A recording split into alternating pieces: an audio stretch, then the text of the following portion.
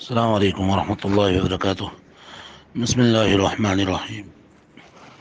نن زمونږ د سبق لسم نمبر حصہ ده. آیت مبارکه ده: أعوذ بالله من الشيطان الرجيم. بسم الله الرحمن الرحيم.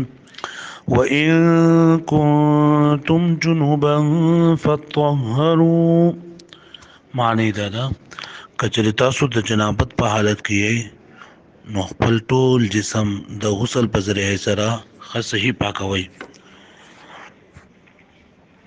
رسول الله صلی الله علیه وسلم مبارک ارشاد ده: من اغتسل يوم الجمعة وتطهر بما استطاع من طهر ثم ادهن أو مس من طيب ثم راح فلم يفرق بين اثنين فصلى ما كتب له ثم إذا خرج الإمام أنصت غفر له ما بينه وبين الجمعة الأخرى. معنی دا ده من اغتسل يوم الجمعة چا چې د جمعې په ورځ باندې غسل وکړو او ښه پاکي حاصله کړه، مطلب څومره چې د طاقت و نومره پاکي حاصله کړله او بیا یې تیل ولګول یا خوشبويي استعمال کړله او د بیا د جماعت ته لاړو هلته کې څومره چې د دوو کسانو په منځ کې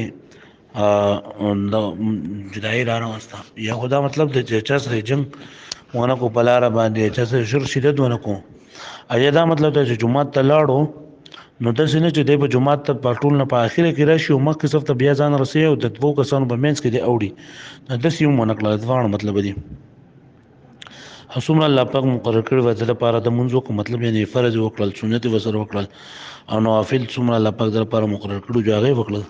بیا امام راغوتو د خطبې دپاره دی چپ شو، دا د مخکیني ګناهونه دې جمعې نه د بلې جمعې پورې چې څومره ګناهونه دي الله پاک ټول د دې ګناهونه معاف کړي. دعا دا ده: أعوذ بكلمات الله التامات من غضبه وعذابه وشر عباده ومن همزات الشياطين وأن يحضرون.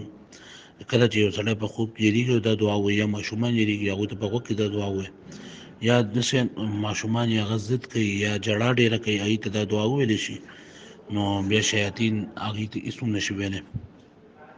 حضرت عبدالله ابن عمر به خپل بچو ته دا دعاګانې چې دا به ښودلې چې دا دعا تاسو ډېره ډېره وایه. د نن سبق مسله هغه دا ده چې غسل کې 3 فرایض دي. کله چې یو عمل کې فرض یو فرض ادا نه شي نو دغه عمل بیا نه کېږي. یو پای کې خولې ته اوبه اچول یعنې غرغاړه کول، او دویم پوزې ته اوبه اچول، پوزې ته دونه اوبه اچوي چې د نرم حصې نه هغه سخت حصې ته اوبه ورسي، او دریم په ټول بدن باندې اوبه اچول دا فرض دي. چې یو ویښته د نه وچ پاتې شو نو بیا غسل دې نه نه کېږي. چې غسل دې نه دی شوی نو ستا نور اودس که ته بیا ډېر څه یې وکړې خو اودس دې نه کېږي، یا دغه شان دی ته بیا مونځونه کوې نو چې غسل د ټول نه اهم څه دی چې دا د صحیح طریقه باندې مونږ کوو نو زمونږ نور اعمال به بیا برابر وي. الله پاک دا موږ ټول توفیق راکړي. السلام علیکم.